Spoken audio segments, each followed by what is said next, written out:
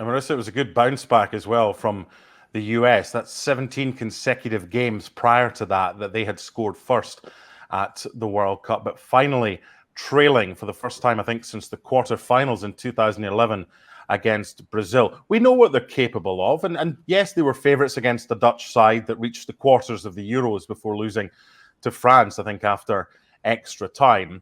But it was the way that it went about it. And Tom mentioned right at the start that they have got a habit of maybe not hitting top gear right at the start, but that's the sign of a good team, isn't it? Because you don't want to give your best straight away and then run out of gas towards the end. You build up towards where you want to be in the knockout stages.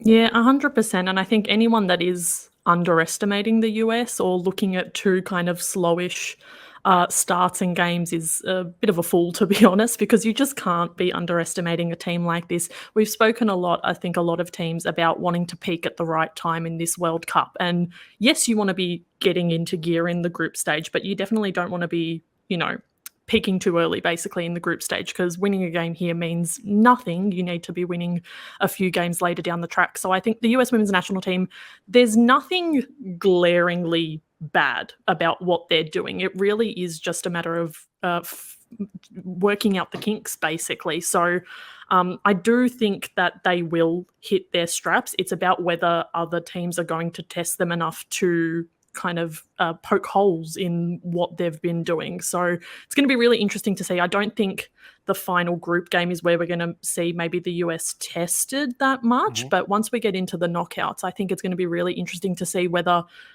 more fierce opposition is really going to ask questions of this team and what they're actually capable of. Yeah, Tom, we're getting a lot of comments saying that the US played a little bit kind of like individuals tonight rather than as a team. I thought they played more as a team in the second half. They had a better shape. But as far as what's next is concerned for the US, Portugal for them, Vietnam for the Dutch. And it looks like Yonkers really improved the Dutch since the Euros. He seems to have them fitter as well. Now, the US put 3 past Vietnam in the first game, and the Dutch beat Portugal by 1-0. It could come down to goal difference. Right now, who do you like to top this group? And what would that mean as opposed to finishing second for these two sides? I still think the US will top things just because of, the Dutch without, especially without Miedema, they're brilliant in building up the play, but perhaps lacking that cutthroat instinct up front.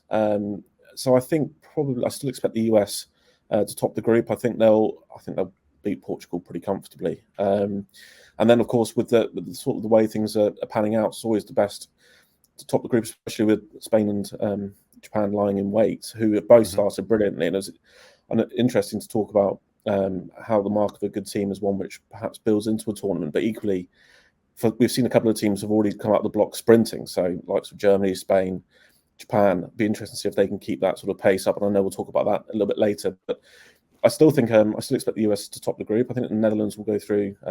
They'll go through in second. But I think that Portugal game, we'll see a bit more of the US. We know a bit more of that sort of that lethal finishing in front of goal. Maybe a couple of changes. I know this one was an unchanged 11. But I still expect the US to top things off, I think.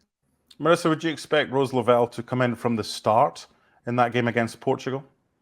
I'd definitely like to see her in from the start because she's such a phenomenal player, and they really are just a different beast with her on the field. I think we all remember her antics at the 2019 World Cup and how phenomenal she was. So I think any good US run does heavily involve Rose Lavelle. So I would absolutely love to see her just as a fan as well. You want to watch the best players, and she's definitely one of them. So would be definitely keen to see her starting in the next game. The other thing is, Marissa, when you look at the groups in any World Cup or any tournament, you think, if we finish that top, we might get them, this or that team. Ultimately, yes, there's maybe a better path and it might be a slightly easier path, but there's still some funky results that could happen. And all you can try and do now if you're the US is score as many goals as possible against Portugal, knowing the Dutch are probably going to score a few against Vietnam. And you know what? If it is second spot or if it is first spot, they're probably still good enough to go deep in this competition. Yeah, absolutely. We were actually talking about this yesterday about how the expansion of the competition has meant Yeah. that there aren't any third place teams sneaking their way into the knockout stages. So all of a sudden, it does feel like any kind of potential easy knockout game has been eliminated, because if you are finishing top two in these groups, you are a top two nation. You absolutely deserve to be playing knockout matches. So I think the complexion of the entire tournament has sort of changed with expansion, and you can't look at any of these round of 16 games as being an easy beat or an easy kind of walkover victory for any of the teams, and the US are absolutely included in that.